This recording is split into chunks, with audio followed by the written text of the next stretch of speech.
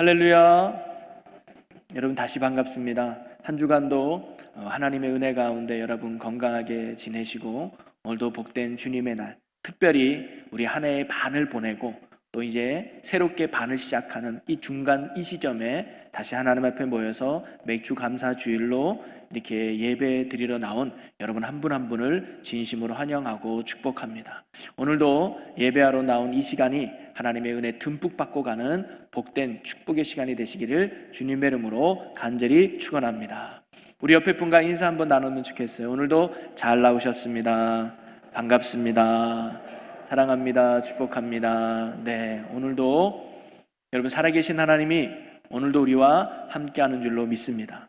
그 하나님이 영원토록 하나님 나라 갈 때까지 우리와 동행하는 줄로 믿습니다. 저는 오늘 마가복음 말씀이 아니라 맥주 감사주일을 맞아서 출애굽기 23장 14절에서 17절 말씀을 가지고 맥주절이 주는 교훈이라는 제목으로 같이 말씀을 나누려고 합니다. 여러분 혹시 욥비 조나단이라고 하는 사람이 있는데 흑인 청년이에요. 가끔 매스컴에도 나오는데 옛날에 인간극장을 통해서 아마 알려졌던 청년인 것 같아요. 콩고에서 온 사람인데 한국 생활한 지 한 15년 정도 됐어요. 그래서 한국말을 아주 유창하게 잘해요. 아마 올해로 아마 21살 정도 됐을 것 같은데 이 청년이 한 번은 예능 프로에 나와가지고 자기 이제 이야기를 하는데 이 친구가 한국말을 잘함에도 불구하고 택시를 타면 한국말을 못하는 것처럼 한대요. 한국말 잘하는 거 숨긴대요. 그 이유를 물어보니까 택시를 타서 기사님 어디 가주세요 그러면 기자 아저씨가 깜짝 놀란대요. 아니 어떻게 이렇게 한국말을 잘해? 이거 몇 년 됐어 하면서 계속 이야기를 하는 거예요. 도착할 때까지. 그러니까 이게 이 친구가 너무 피곤한 거야. 자는 택시에서 좀 쉬고 싶은데 아저씨가 이 얘기 저 얘기, 왜냐면 한국말 잘하는 외국인 만나기 쉽지 않으니까 한국에 대해서 막 설명을 해주는 거예요. 그러니까 그게 너무 피곤해서 그 다음부터는요 한국말 못하는 것처럼 한대요. 아저씨 연수동 가주세요 이런 식으로. 이 친구는 한국말 잘 못하는구나. 그러면 아무 말 하지 않고 도착할 때까지 말을 안 건다는 거예요. 그런데 더 특이한 거 재밌는 건 뭐냐면 이 사람이 택시 기사분들의 이야기를 들으면서 기사분들이 세 종류로 나눠진대요. 첫째는 뭐냐면 이만한 나라 없어 하면서 한국을 막 자랑하는 거예요. 한국이 너무 좋아. 잘 왔어. 응? 한강의 기적을 이루어가고 교육열도 뛰어나고 똑똑하고 협동심도 많고 정말 한국만한 나라 없어. 잘 왔어 하면서 한국을 굉장히 자랑하고 칭찬하고 높이는 거예요. 이런 종류가 한 분이시고 또 어떤 분이 계시면 그럭저럭한 분이 계시는 거예요. 그러니까 좋을 때도 있고 나쁠 때도 있고 그냥 알아서 지내 뭐 이런 식으로 하시는 기사분이 계시고 또 마지막 세 번째는 왜 왔어? 빨리 가. 여기 있을 만한 곳이 안 돼. 응? 출산율도 낮지. 사람들 얼마나 이기적이냐 하면서 한국에 대한 부정적인 이야기하면서 할 수 있으면 빨리 너네 나라로 가 하면서 한국에 대해서 이야기하는 분이 있더라는 거예요.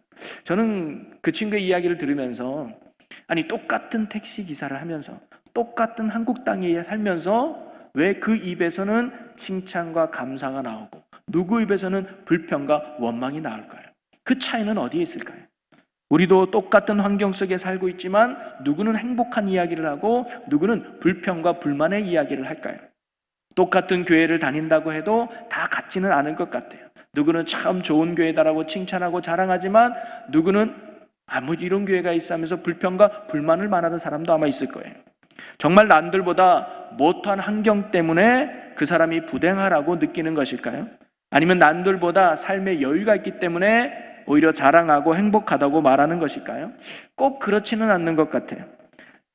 많이 있어도 투덜대고 불평하는 사람도 있고 또 없어도 행복하게 사는 사람들이 얼마든지 많이 있는 것 같아요. 그러면서 보면 왜 그런지 이유를 보니까 행복의 차이는 많이 가졌느냐 적게 가졌느냐 환경이 있는 것이 아니라 어떻게 생각하느냐의 차이가 행복의 차이더라는 거예요. 한마디로 말하면 얼마나 감사하며 사느냐가 행복의 차이라는 것을 알 수가 있습니다. 그래서 이런 말이 있잖아요. 행복한 사람이 감사하는 것이 아니라 감사한 사람이 행복하게 사는 것이다. 여러분 오늘 우리는 맥주 감사주일로 지키면서 감사주일이라는 말이 붙었듯이 감사함으로 보내는 주일을 보내고 있습니다. 우리가 맥주 감사절의 기원을 보면 바로 오늘 우리가 읽은 본문 말씀에서 그 출발을 찾을 수가 있습니다. 오늘 말씀은 이스라엘 백성들이 이제 앞으로 가나안 땅에 들어가게 될 텐데, 그 가나안 땅에 들어가면 하나님 앞에 지켜야 될 세 가지 절기에 대해서 하나님이 가르쳐주는 말씀이 오늘 우리가 읽은 본문 말씀이죠. 그래서 첫째는 무교병의 절기라고 말하는 유월절을 지키라고 말합니다. 그리고 두 번째는 맥추절을 지키라고 가르쳐주고, 세 번째는 수장절을 지키라고 말합니다. 유월절은 애굽 땅에서 구원받은 것을 기념하며 감사절을 지킬 것이고, 맥추절은 수확의 첫 열매를 거두게 해주심을 감사하며 지키는 것이고, 수장절은 한 해 동안 곡물을 많이 쌓아놔서 풍성케 해주신 하나님 앞에 감사하며 지키는 절기, 이 세 가지를 너희가 가나안 땅에 가면 꼭 지켜라 라고 하나님이 말씀하셨죠. 자, 그러면 이 맥추절이 바로 오늘 우리가 지키는 맥추감사절의 기원이 됐어요. 사실 예수 그리스도를 통해 구원받은 우리는 구약이 지키라고 하는 절기를 지킬 필요는 없어요. 절기를 지킨다고 해서 구원 얻는 것도 아니고, 절기를 지킨다고 해서 우리가 달라지는 건 아니기 때문입니다. 구원은 오직 예수 그리스도를 믿음으로 얻어지는 것이기 때문에 절기를 지키는 것과는 아무런 상관이 없어요. 자, 그런데 우리가 오늘날 맥주 감사주의를 정해놓고 우리가 감사절을 지키는 이유가 어디 있을까요? 물론 우리가 구약의 규례대로 맥주를 지키는 것은 아닙니다. 그렇지만 우리가 맥추절뿐만 아니라 오늘 본문에 나왔던 유월절과 수장절들, 우리가 모양만 다를 뿐이지 우리가 늘 지키고 있는 거예요.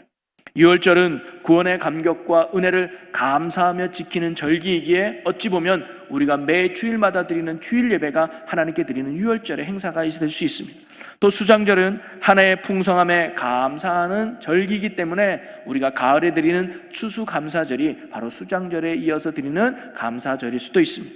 그렇다면 우리가 구원과는 어찌 보면 아무런 관계가 없는 이 절기를 우리가 왜 지키고 있는 것일까요? 그것은 절기 속에 담겨져 있는 하나님의 영적 교훈이 오늘도 우리에게 유효하기 때문입니다. 하나님께서 너희가 가나안 땅에 들어가면 지키라고 하신 이 절기는 하나님이 이스라엘 백성들에게 원하는 신앙의 모습이 있다는 거예요. 이 절기를 지키면서 너희들이 내가 원하는 신앙으로 자라기 원한다. 이 절기를 지키면서 내가 원하는 신앙이 무엇인지를 깨닫고 너희들이 내 앞에 바른 신앙으로 살아가기를 원하는 마음에 하나님이 이 절기를 지키라고 하신 것이죠. 한마디로 말하면 이 절기를 통해서 하나님과 올바른 관계를 맺으라는 거예요. 그래서 하나님 앞에 참된 신앙으로 살아갈 것을 가르치고 교훈하는 것이 이 절기의 핵심이고 의미라고 하는 것입니다. 오늘 우리가 절기를 지키는 이유도 마찬가지입니다. 맥주 감사절을 지켜야 우리가 구원을 받고, 맥주 감사를 지켜야 우리가 복 받는 것이 아닙니다. 절기를 지키라고 하신 하나님의 이 명령 속에 담겨져 있는 의미와 교훈 속에서 우리가 하나님과의 올바른 관계를 회복하는 거예요. 하나님이 우리에게 원하는 신앙의 모습이 무엇인가를 깨달아서 다시금 하나님과 올바른 관계를 세워가고 하나님이 기뻐하는 신앙으로 다듬는 그 은혜의 기회가 바로 이 감사절에 있다는 것입니다. 그래서 저는 오늘 맥주 감사절을 맞아서 하나님께서 맥주절을 지키라고 하신 이 말씀 속에 담겨진 의미와 교훈이 무엇인지를 깨닫고, 우리도 하나님이 원하는 올바른 믿음의 관계를 세워서 또 하나님이 원하는 신앙의 모습으로 다듬어져서 하나님이 함께하고 하나님이 인도함을 받는, 그래서 하나님께 인정받는 믿음의 성도로 세워지는 은혜가 오늘 이 시간에 있기를 주님의 이름으로 간절히 축원합니다. 자, 그러면 하나님께서 우리에게 맥추절을 지키라고 하신 의미가 무엇이며 그 속에 담긴 교훈은 무엇일까요? 하나님이 우리에게 어떤 신앙을 원하고 계실까요? 그 첫 번째는 하나님 중심의 삶을 살 것을 하나님이 가르치는 게 이 절기 속에 있습니다. 자, 오늘 본문에서 맥추절에 대해서 이렇게 말하고 있죠. 16절 말씀에 보니까 맥추절을 지키라. 이는 내가 수고하여 밭에 뿌린 것의 첫 열매를 거둠이니라. 자, 맥추절을 지키는 시기가 있어요. 그 시기가 어디냐?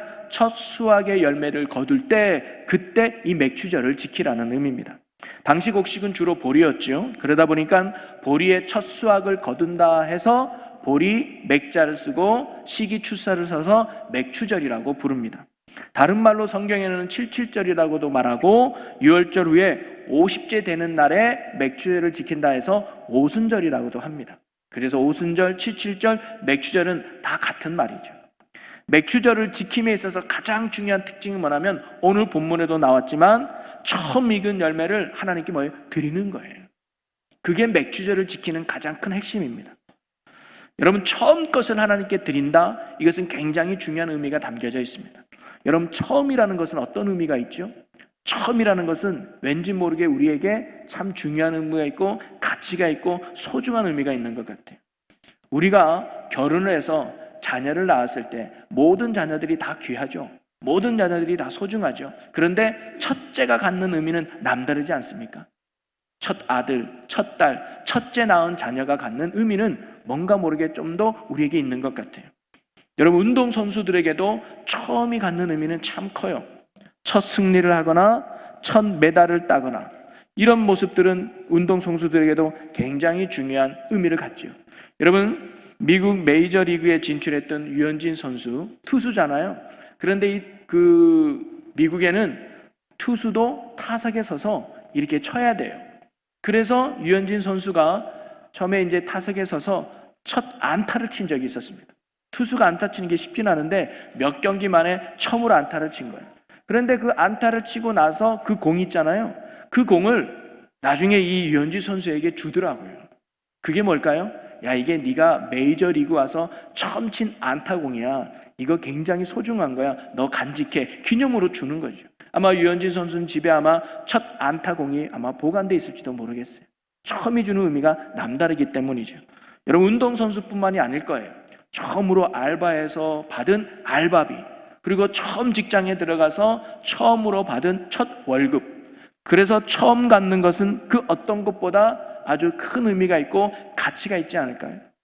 여러분, 이스라엘 백성들이 40년 동안 광야에서 지내게 됩니다.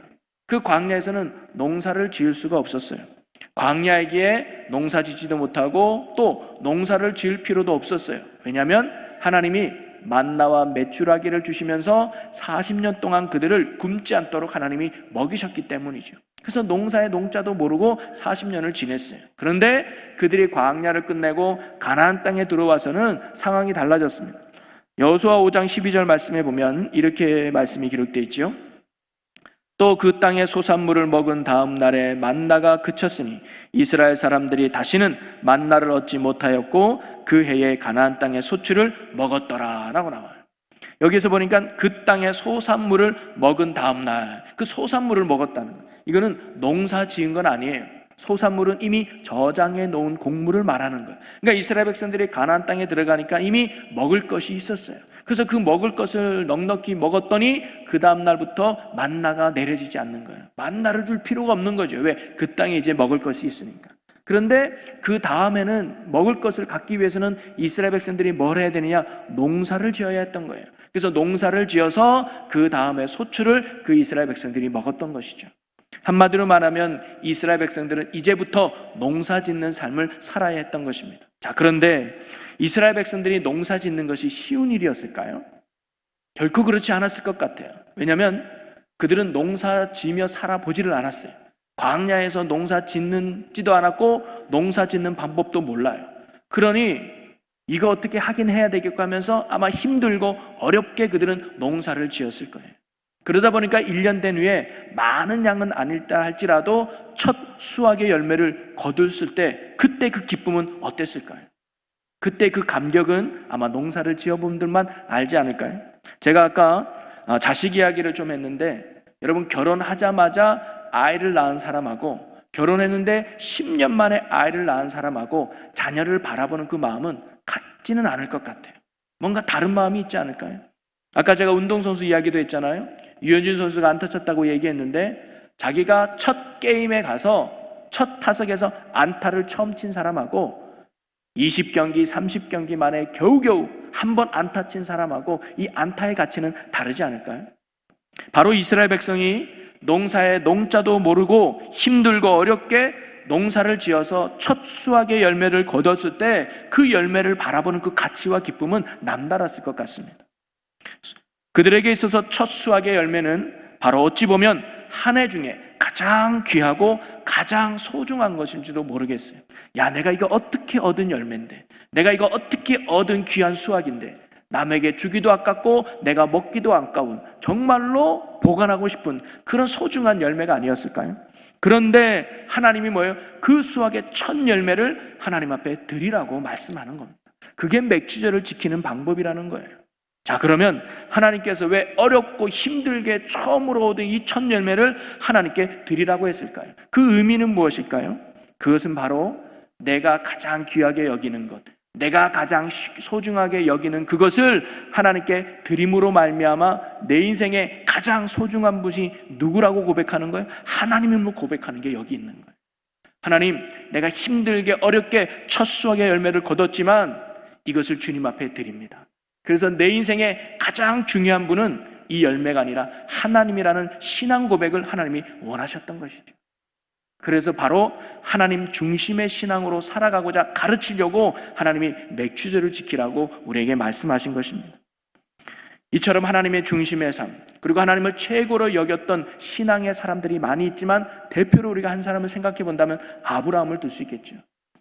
여러분, 아브라함이 아들이 없다가 100세에 귀한 아들을 얻습니다.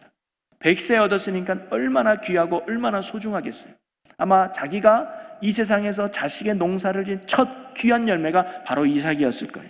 그런데 하나님이 어느 날 그 사랑하는 독자 이삭을 제물로 바쳐라 라고 말씀하시는, 오늘 말씀처럼 첫 수확의 예물을 하나님께 드리라는 거예요. 그런데 여기 아브라함은 조금의 망설임도 없이 이삭을 데리고 번제 드릴 곳을 가서 그에게 하나님이 이삭을 바치는 모습을 볼 수가 있습니다. 사실 하나님이 아브라함에게 진정 원했던 것은 이삭이 아니죠. 뭐냐면 이삭까지도 아까워하지 않으며 주님께 드릴 수 있는 하나님 중심의 신앙을 하나님이 원하셨다는 거예요. 아니나 다를까 아브라함은 이러한 하나님을 최고로 여기는 믿음을 하나님께 보여드리게 되죠. 그러면서 하나님이 아브라함에게 이렇게 말씀합니다. 창세기 22장 12절에 보니까 사자가 이르시되 그 아이에게 내 손을 대지 말라, 그에게 아무 일도 하지 말라, 내가 내 아들 내 독자까지도 내게 아끼지 아니하였으니 내가 이제야 내가 하나님을 경외하는 줄 아노라. 하나님은 이삭을 제물로 드리는 아브라함을 보면서 야, 네가 참으로 나를 최고로 여기는 걸 내가 이제 알았다. 네가 나를 최고로 사랑하고 있다는 것을 내가 이제 알았다 하면서 그를 인정해주는 고백을 하고 있습니다. 여러분, 아브라함에게 이삭은 인생의 첫 수확의 귀한 열매였습니다. 정말 소중하고 정말 귀한 것이었습니다. 그런데 그것을 하나님께 기꺼이 드렸다는 것은 무엇을 의미하느냐? 아브라함에게 있어서 가장 소중하고 가장 귀하고 가장 가치 있는 것은 바로 하나님이라는 신앙 고백이 그 행동으로 증명되었던 것이죠. 여러분, 하나님께서 맥주절을 지키라고 하면서 우리가 수고해서 얻은 첫 수확의 열매를 주님께 드리라고 하신 말씀은 뭐냐면 우리의 것을 빼들려고 하는 게 절대 아닙니다. 우리의 것을 가지려고 하는 게 절대 아니라 우리의 믿음을 보시고 우리에게 더 큰 복을 주시기 위한 과정이라는 겁니다. 맥주절을 통해서 내 인생의 주인이 바로 하나님이라는 사실을 고백하고, 그리고 더 나아가 하나님 중심으로 살아갈 것을 원하는 것이 이 맥주를 지키라고 하신 하나님의 말씀 속에 담겨져 있는 의미라고 하는 것이죠. 이렇게 우리가 하나님 중심으로 살아갈 때, 하나님을 최고의 가치로 살아갈 때 너희들이 가나안 땅에서 복 있는 삶을 살아갈 수 있을 거야. 그럴 때 내가 너희에게 가나안 땅에 있을 때 내가 너희와 함께 할 거야. 내가 너희의 능력이 되고 내가 너희의 힘이 되어줄 거라고 하나님이 약속하고 있는 것이거든요. 여러분, 오늘 우리는 2020년의 맥주 감사주의를 맞이하고 있습니다. 이 맥주 감사주의를 맞아서 단순히 그냥 감사 헌금 드리는 것도 끝나는 것이 아니라 우리의 신앙을 되돌아보고 우리의 신앙을 점검하는 그런 믿음의 귀한 시간이 되었으면 좋겠어요. 오늘 하나님의 의도처럼 우리의 인생에서 가장 소중하고 가장 가치 있고 가장 귀하게 여기는 것이 무엇일까?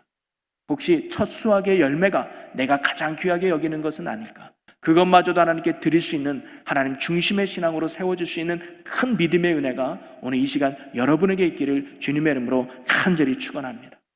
우리가 그런 믿음으로 나아갈 때 하나님은 우리의 그 믿음을 보시고 하나님이 우리와 함께 하시며 우리의 인생을 이끌어 주셔서 우리의 삶을 더욱 풍성한 삶으로 만들어 주신다는 것이죠. 맥주 감사주의를 맞아서 저와 여러분의 신앙이 하나님을 최고로 여기는 하나님 중심의 삶을 살아갈 수 있는 우리 모두가 되기를 주님의 이름으로 간절히 축원합니다. 두 번째로 맥주절을 통해서 주시는 하나님의 교훈과 깨달음은 뭐냐면 축복의 근원은 하나님께 있다는 것을 가르쳐주고 있습니다. 이스라엘 백성이 첫 수확의 열매인 가장 귀하고 가장 소중한 것을 하나님께 기꺼이 드릴 수 있었던 이유가 어디 있었을까요? 이것 또한 축복의 근원이 하나님께 있다는 믿음 때문입니다. 여러분, 만사가 다 마찬가지겠지만 특히 농사일은 인간의 노력과 인간의 힘으로만은 되는 게 절대 아니죠. 풍년은 계절이 만드는 것이지 사람이 만들지 못한다고 합니다.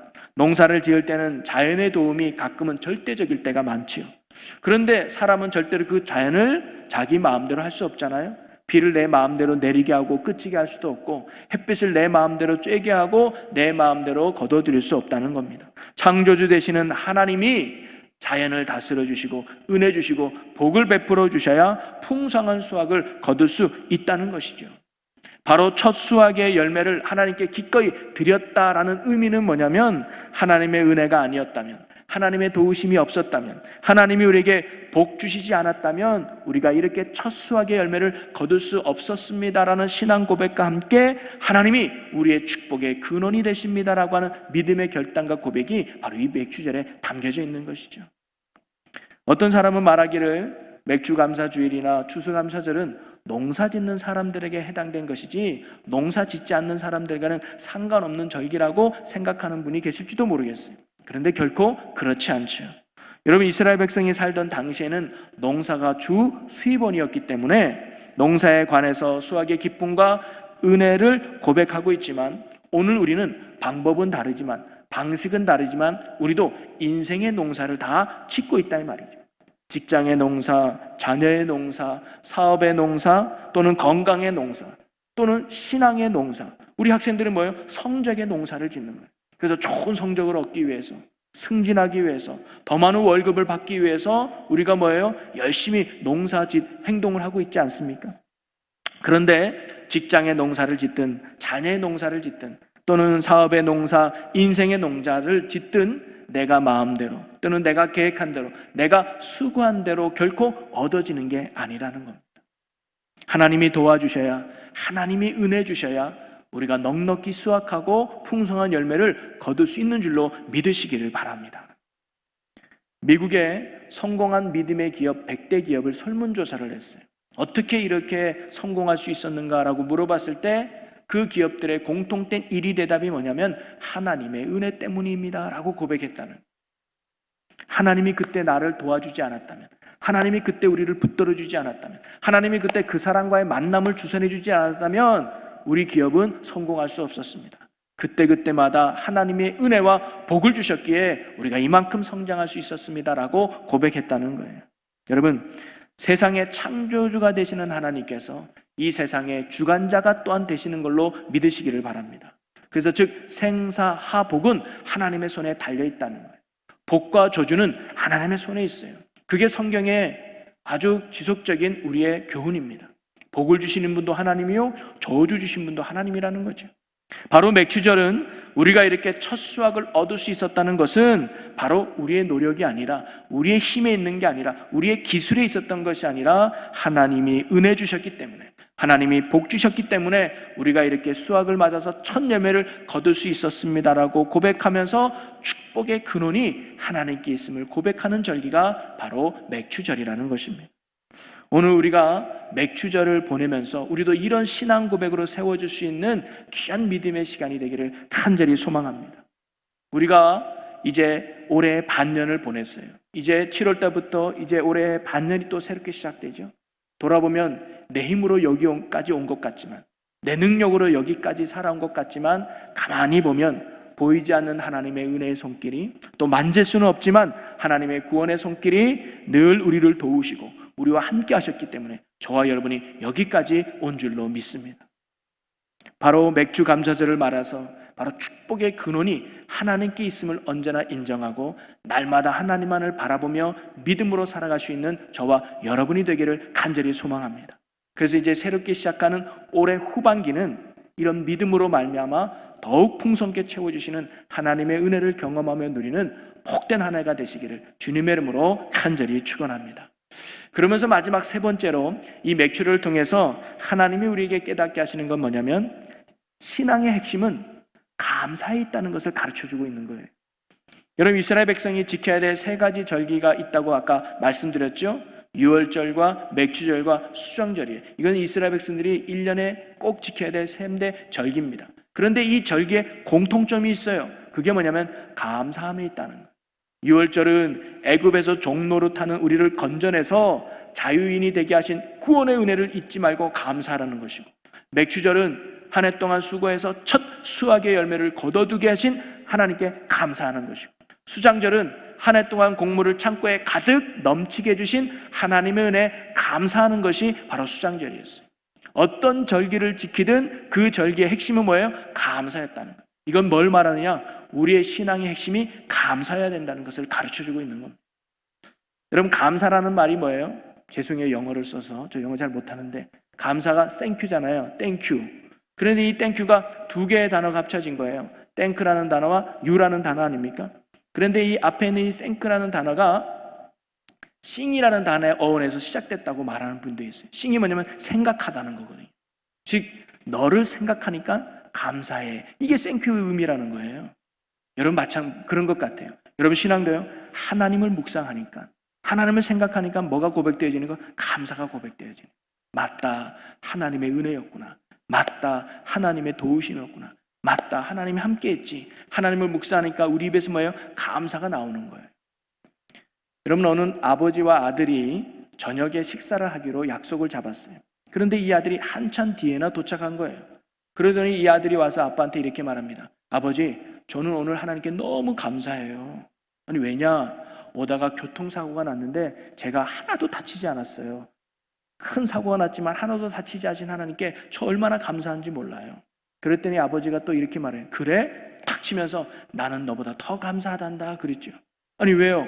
아버지는 더 큰 사고가 났나요? 아니, 나는 아무런 사고가 나지 않았거든. 여러분, 당연한 거 아니에요? 어떻게 보면? 여러분, 생각해 봐요. 사고가 났는데 안 다친 게 감사해요? 사고가 안 난 게 더 감사해요? 사고가 안 난 게 더 감사한 거 아니겠어요? 그런데 우리는 그것을 감사로 모른다는 거예요. 우리는 때로는 너무 큰 것에만 감사하려고 합니다. 사실 평범한 게 참으로 감사한 게 더 많은데 말이죠. 이번에 코로나를 통해서 평범한 것이 얼마나 감사한지 우리가 깨닫게 되지 않았습니까? 사람 만나 밥 한 끼 먹는 게 얼마나 감사한지, 교인들과 함께 포옹할 수 있는 게 얼마나 감사한지, 악수 한번 할 수 있는 게 얼마나 감사한지, 마스크 안 쓰고 돌아다닐 수 있다는 게 얼마나 감사한지, 돌아보면 지극히 작은 평범한 게 은혜였구나라는 사실을 깨닫게 된다는 거죠. 오늘 우리에게도 수많은 은혜가 부어졌는데 사실 우리가 그것을 은혜로 모르고 살아갈 때가 많아요. 하나님이 우리에게 수많은 구원의 열매를 맺게 해주셨는데 우리가 그것을 구원의 열매로 생각하지 못하고 살아갈 때가 많다는 거죠. 이처럼 우리가 때론 하나님이 베풀어 준 은혜를 계속 잊고 살아가면 나중에 하나님과 멀어지게 돼 있어요. 그래서 하나님은 이스라엘 백성들에게 끊임없이 강조한 핵심의 말씀이 뭐냐면 잊지 말라는 거예요. 하나님의 은혜를 기억하라는 거예요. 사실 이 절기의 핵심이 바로 거기에 있습니다. 너희가 내가 누군지를 잊지 말아라. 이 광야에서 베푼 은혜를 잊지 말아라. 애굽 땅에서 너희를 구원한 그 은혜를 잊지 말아라. 그 은혜를 잊지 않고 너희들이 나한테 감사함으로 살아갈 때 가나안 땅에서 진정한 축복의 인생이 될 수 있어라고 하나님이 말씀하고 있는 것이거든요. 그래서 하나님은 맥주를 통해서 우리가 하나님의 은혜로 살아왔구나를 깨닫고 앞으로도 하나님의 은혜로 살아갈 것을 믿고 다짐하며 날마다 하나님께 감사하는 자가 될 것을 가르쳐주는 것이 바로 맥주절의 핵심이고 교훈이라는 사실입니다. 여러분, 믿음을 다른 말로 표현한다면 저는 감사라고 말할 수 있을 것 같아요. 즉, 믿음으로 사는 자가 감사하며 사는 자입니다. 왜일까요? 감사의 주체가 되시는 하나님을 날마다 바라보기 때문입니다. 함께 하시는 하나님의 은혜를 알고 역사하시는 하나님의 능력을 알고 사랑하시는 하나님의 그 사랑을 알기 때문에 그의 입술에서 늘 감사가 고백되어지는 것이죠. 그래서 성경 말씀처럼 범사에 감사라는 축복의 삶을 우리가 살아갈 수 있는 것입니다. 맥주절을 맞아 신앙의 핵심이 감사임을 깨닫고 날마다 우리가 받은 복을 헤아려 보면서 우리의 입술에서 하나님을 향한 감사가 끊이지 않는 축복의 삶을 살아갈 수 있는 저와 여러분의 복 있는 삶이 되시기를 주님의 이름으로 간절히 축원합니다. 말씀을 정리하면요, 오늘 제목은 맥주절이 주는 교훈이라고 정해봤습니다. 하나님께서 맥주절을 지키라고 하신 이유가 무엇일까요? 단순히 우리가 헌금 받기 위해서, 단순히 우리가 절기 행사를 하나 치르기 위해서, 신앙의 업적을 쌓기 위해서 맥주절을 지키라고 하는 것이 아니라 우리의 신앙을 돌아보라는 거죠. 그래서 하나님이 어떤 신앙을 가져야 될지 우리에게 가르쳐 주는 게 맥주절의 의미입니다. 첫째는 뭐냐면 하나님 중심으로 살라는 것. 최고로 가치 있게 여기는 게 무엇이냐? 최고로 사랑하는 게 무엇인가? 지금까지 내가 세상을 사랑했다면, 지금까지 내가 세상의 가치를 두고 살았다면 오늘 맥주절을 맞아서 다시 한번 우리의 신앙이, 그래, 내가 하나님의 가치를 잊고 살았구나, 하나님의 소중함을 내가 잊고 살았구나, 내 인생에서 가장 소중한 분은 하나님이지라는 신앙의 결단이 오늘 있는 이 시간이 되기를 주의 이름으로 간절히 축원합니다. 하나님을 귀하게 여기는 사람을 하나님이 귀하게 여겨주고 그와 함께 한다는 거죠. 두 번째는 뭡니까? 축복의 근원이 하나님께 있다는 신앙의 결단이에요. 내 힘으로 살아온 것 같지만 아니라는 거죠. 보이지 않는 하나님의 은혜의 손길이 우리와 함께 있기에 우리가 이만큼의 복과 이만큼의 은혜를 누리게 됐다는 것. 날마다 하나님의 은혜 가운데, 하나님의 축복이 아니면, 하나님의 은혜 아니면 살아갈 수 없다는 이 신앙의 결단을 가지고 후반부도 믿음으로 승리할 수 있는 여러분이 되기를 간절히 소망합니다. 그리고 마지막, 감사가 바로 신앙의 핵심이라는 거예요. 대학생들에게는 학점 이수라는 게 있습니다. 필수 과목이 있고 선택 과목이 있어요. 선택은 들어도 되고 안 들어도 됩니다. 그러나 필수 과목은 꼭 반드시 들어야 졸업이 되는 거예요. 여러분, 감사는요, 성도에게 있어서 필수 과목이에요. 해도 되고 안 해도 되는 게 아니에요. 정말 우리가 하나님을 믿는 사람이라면, 하나님의 구원받은 성도라면 내가 받은 복을 헤아려보면서 감사하는 삶을 살아야 된다는 거예요. 그럴 때 하나님이 우리와 영원토록 함께 하시고 우리의 삶에 더 많은 감사가 넘치는 축복으로 인도해 줄 줄로 믿습니다. 이번 감사절을 맞아 저와 여러분이 감사의 신앙으로 우뚝 세워지는 축복의 삶이 되시기를 주님의 이름으로 간절히 축원합니다. 우리 기도하겠습니다. 할렐루야. 사랑과 은혜가 많으신 아버지 하나님, 오늘 맥주 감사주일을 맞아 주님 앞에 나와 감사함으로 예배하게 하심을 감사합니다. 주님, 맥주절을 지키라고 하신 하나님의 그 의미를 깨닫고 우리의 신앙을 돌아보게 하여 주옵소서. 우리가 날마다 하나님 중심의 신앙으로 살게 해주시고 축복의 근원이 하나님께 있음을 믿고 주님만을 의지하며 따르는 저희들이 되게 해 주시옵소서. 그리고 신앙의 핵심이 감사임을 알고 하나님이 베푸신 은혜에 감사하며 또한 베푸실 은혜에 감사하는 믿음으로 우리의 입술과 삶이 감사로 고백하며 살아가는 저희들의 복 있는 삶 되게 하여 주시옵소서. 모든 영광 하나님께 올려드리며 예수님의 이름으로 기도하옵나이다. 아멘.